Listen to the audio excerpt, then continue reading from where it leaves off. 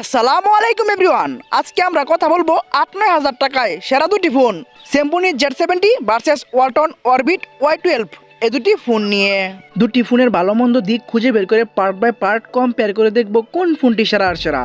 আপনারা দেখছেন আপনাদের প্রিয় চ্যানেল আকিকুল রিয়া, সাথে আছে আমি আকিকুল। চ্যানেলটা সাবস্ক্রাইব করে চলুন কম্পেয়ার শুরু করা যাক। প্রথমে আমরা দুটি ফোনের রিলিজ ডেট দেখে নেই। স্যামসুং ফোনটি ৩ মার্চ ২০২৪ আর অন্যদিকে ওয়ালটন ফোনটি ২৫শে মে ২০২৪ সালে বাংলাদেশে রিলিজ করা হয়। তো চলুন এখন কম্পেয়ার শুরু করা যাক। Compare start. প্রথমে আমরা কথা বলবো ফোনগুলোর ডিজাইন নিয়ে। ডিজাইনে স্যামসুং ফোনটিতে গ্লাস ফন্ট, প্লাস্টিক ফ্রেম এবং প্লাস্টিক ব্যাগ ইউজ করা হয়েছে এবং এই ফোনটির থিকনেস হচ্ছে 8.45 মিলিমিটার। ফোনটি dual nano SIM 2G 3G 4G supported. Weight মানে ওজন হচ্ছে 193 গ্রাম। অন্যদিকে ডিজাইনে ওয়ালটন ফোনটিতেও গ্লাস ফন্ট, প্লাস্টিক ফ্রেম এবং প্লাস্টিক ব্যাগ ইউজ করা হয়েছে এবং এই ফোনটির থিকনেস হচ্ছে 9.1 মিলিমিটার। এই ফোনটিও dual nano SIM 2G 3G 4G supported. Weight মানে ওজন হচ্ছে 174 গ্রাম। ডিজাইনে তুলনামূলকভাবে দুটা ফোনই মোটামুটি সেম টাইপের কাজ করেছে, তাই আমরা দুটা ফোনকে সেম জায়গায় রাখবো। তাই দুটা ফোনকে দিচ্ছি 8 পয়েন্ট। ডিজাইনে কেউ কার থেকে এগিয়ে গেল না, কেউ কার থেকে পিছিয়ে গেল না, দুইটা ফোনই সেম জায়গায় থাকলো। চলে আসা যাক ডিসপ্লেতে। কথা বলা যাক ফোনগুলোর ডিসপ্লে নিয়ে। ডিসপ্লে হিসাবে স্যামসুং ফোনটিতে ইউজ করা হয়েছে 6.56 ইঞ্চির HD+ IPS LCD 500 একটি ডিসপ্লে এবং ডিসপ্লেটি 16 মিলিয়ন কালার সাপোর্টেড। রেজলিউশন হচ্ছে 720x1600 পিক্সেল, 269 হচ্ছে PPI density. Screen and body ratio হচ্ছে 83.2%। ব্রাইটনেস হিসেবে থাকছে 500 নিটস এবং রিফ্রেশ রেট হিসেবে থাকছে 90 হার্টজ। অন্যদিকে ডিসপ্লে হিসাবে ওয়ালটন ফোনটিতে ইউজ করা হয়েছে 6.6 ইঞ্চির HD+ IPS LCD B type notch একটি ডিসপ্লে, যা এখনকার সময়ে একদমই মানুষ হয় না, এখনকার সময়ে 500 যুগ। তবে এই ডিসপ্লেটিও 16 মিলিয়ন কালার সাপোর্টেড। রেজলিউশন হচ্ছে 720x1612 পিক্সেল, 267 হচ্ছে PPI density. Screen and body ratio হচ্ছে 83%। ব্রাইটনেস হিসেবে থাকছে 500 নিটস, তবে রিফ্রেশ রেট হিসেবে থাকছে রেগুলার রিফ্রেশ রেট 60 হার্টজ। ডিসপ্লেতে অবশ্যই এগিয়ে থাকবে স্যামসুং, কারণ স্যামসুং ফোনটিতে 500 ডিসপ্লে ইউজ করা হয়েছে এবং 90 হার্টজের রিফ্রেশ রেট ইউজ করা হয়েছে। তাই আমরা ডিসপ্লেতে স্যামসুংকে দিচ্ছি 8 পয়েন্ট আর অন্যদিকে ওয়ালটনকে দিচ্ছি 6.5 পয়েন্ট। ডিসপ্লেতে তুলনামূলকভাবে ভালো কাজ করে এগিয়ে গেল স্যামসুং আর পিছিয়ে থাকলো ওয়ালটন ফোনটি। এখন আমরা কথা বলবো ফোনগুলোর ক্যামেরা নিয়ে। প্রথমে আমরা রিয়ার ক্যামেরা নিয়ে কথা বলি। রিয়ার ক্যামেরায় স্যামসুং ফোনটিতে ট্রিপল ক্যামেরা সেটআপ দেওয়া হয়েছে। মেইন শুটার হচ্ছে 52 মানে হচ্ছে 52 মেগাপিক্সেল এবং সাথে 2 মেগাপিক্সেলের একটি ম্যাক্রো লেন্স এবং একটি AI লেন্স ইউজ করা হয়েছে এবং এখানে ভিডিও করা যাবে 1080 30 FPS এ। অন্যদিকে রিয়ার ক্যামেরায় ওয়ালটন ফোনটিতে ডুয়াল ক্যামেরা সেটআপ দেওয়া হয়েছে। মেইন শুটার হচ্ছে 8 মেগাপিক্সেল এবং সাথে একটি AI লেন্স ইউজ করা হয়েছে এবং এখানেও ভিডিও করা যাবে 1080 30 FPS এ। রিয়ার ক্যামেরায় তুলনামূলকভাবে স্যামসুং ফোনটি অনেক ভালো কাজ করেছে, অনেক বড় সড়ো একটি মেন শুটার ইউজ করেছে। অন্যদিকে রিয়ার ক্যামেরায় ওয়ালটন ফোনটিতে জাস্ট 8 মেগাপিক্সেলের একটি মেন শুটার ইউজ করেছে, যা এখনকার সময়ে একদম মানুষই না। রিয়ার ক্যামেরায় মেন শুটার হিসেবে মাত্র 8 মেগাপিক্সেল একদম দুর্বল একটি ব্যাপার সেবার। তাই রিয়ার ক্যামেরায় স্যামসুং ফোনটি অনেক ভালো কাজ করে আমরা স্যামসুংকে দিচ্ছি 8.5 পয়েন্ট আর অন্যদিকে ওয়ালটনকে দিচ্ছি 6 পয়েন্ট।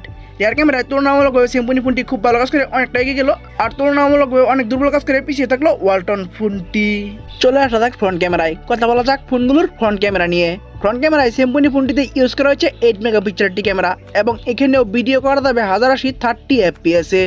অন্যদিকে ফ্রন্ট ক্যামেরায় ওয়ালটন ফোনটিতে ইউজ করা হয়েছে 5 মেগাপিক্সেলের একটি ক্যামেরা এবং এখানেও ভিডিও করা যাবে 1080 30 FPS এ।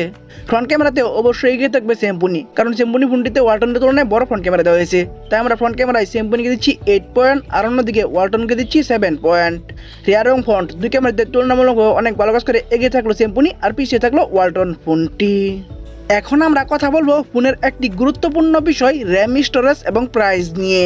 র্যামে স্যামসুং ফোনটি একটি ভ্যারিয়েন্টে অ্যাভেলেবেল 4GB এবং স্টোরেজেও একটি ভ্যারিয়েন্টে অ্যাভেলেবেল 64GB। স্টোরেজ টাইপ হচ্ছে eMCP5, যা খুবই ভালো একটি দিক এবং মাইক্রো SD মানে হচ্ছে এক্সট্রা মেমোরি কার্ড ইউজ করা যাবে আপ টু 256GB পর্যন্ত।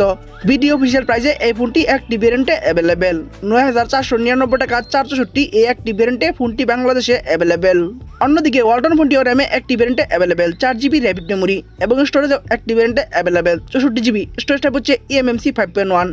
মাইক্রো SD মানে হচ্ছে এক্সট্রা মেমোরি কার্ড ইউজ করা যাবে আপ টু 256GB পর্যন্ত। ভিডিও অফিসিয়াল প্রাইসে এই ফোনটিও একটি ভ্যারিয়েন্টে অ্যাভেলেবেল 8499 টাকা র্যাপিড 4GB এবং 64GB স্টোরেজ নিয়ে। র্যাম, স্টোরেজ এবং প্রাইসের তুলনামূলকভাবে প্রাইস কিছুটা বেশি রেখেছে স্যামসুং আর তুলনামূলকভাবে প্রাইস কিছুটা কম রেখেছে ওয়ালটন, তবে স্টোরেজ টাইপটা ভালো দিয়েছে স্যামসুং। অন্যদিকে ওয়ালটন ফোনটির স্টোরেজ টাইপটা দুর্বল হলেও প্রাইস কম রাখার কারণে আমরা অবশ্যই এগিয়ে রাখবো ওয়ালটনকে। তাই র্যাম, স্টোরেজ এবং প্রাইসে ওয়ালটনকে দিচ্ছি 8 পয়েন্ট আর অন্যদিকে স্যামসুংকে দিচ্ছি 7 পয়েন্ট।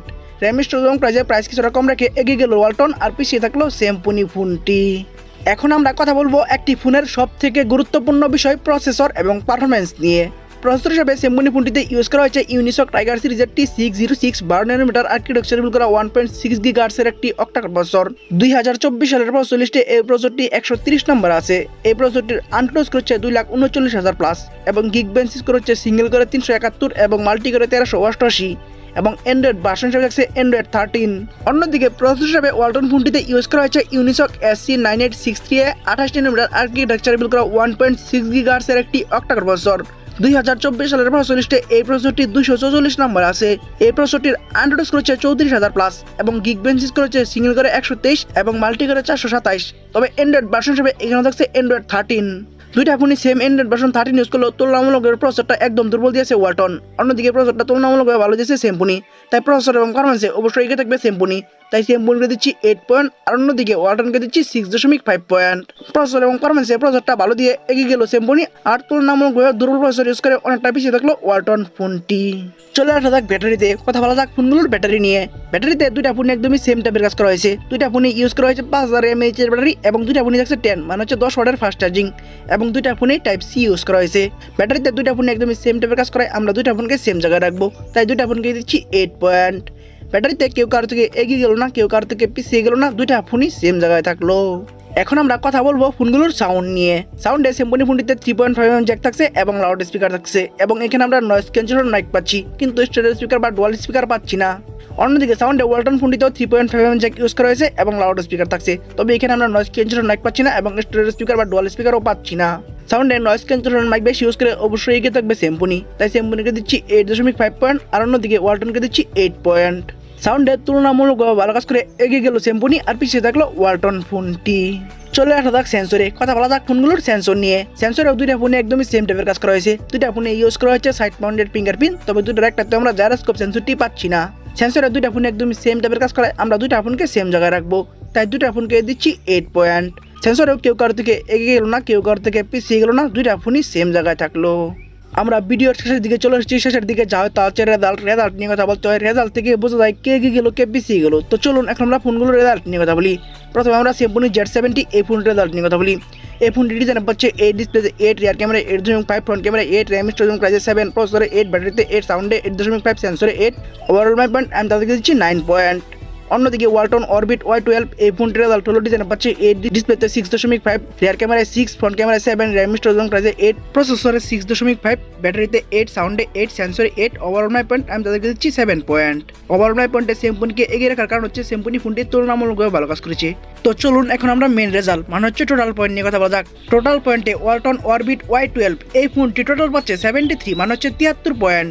অন্যদিকে সেমপুনি Z70 এই ফোনটি ওয়ালটনের থেকে 8 পয়েন্ট বেশি পেয়ে 81 মানে হচ্ছে 81 পয়েন্ট পেয়ে না সেরা ঘুরে চলো সেমপুনি Z70 এই ফোনটি। যদিও সেমপুনি Z70 এই ফোনটির প্রাইস কিছুটা বেশি, তবে ওয়ালটন অরবিট Y12 এর তুলনায় সেমপুনি Z70 এই ফোনটি খুব ভালো হবে। এখন আপনাদের যার যেটা ভালো লাগে সেটা নিতে পারেন, তবে আজকের উইনার হলো সেমপুনি Z70 এই ফোনটি। তো বন্ধুরা ভিডিওটি কেমন লাগলো, ভালো লাগলে একটি লাইক দিয়ে কমেন্টস করবেন, ফেসবুক পেজে বলে দিবেন, ইউটিউব চ্যানেলে সাবস্ক্রাইব করে পাশে থাকা বেল আইকনটি অন করে দিবেন এবং পরবর্তী ভিডিও দেখার জন্য আমন্ত্রণ জানিয়ে এখনকার মতো বিদায়। আল্লাহ হাফেজ।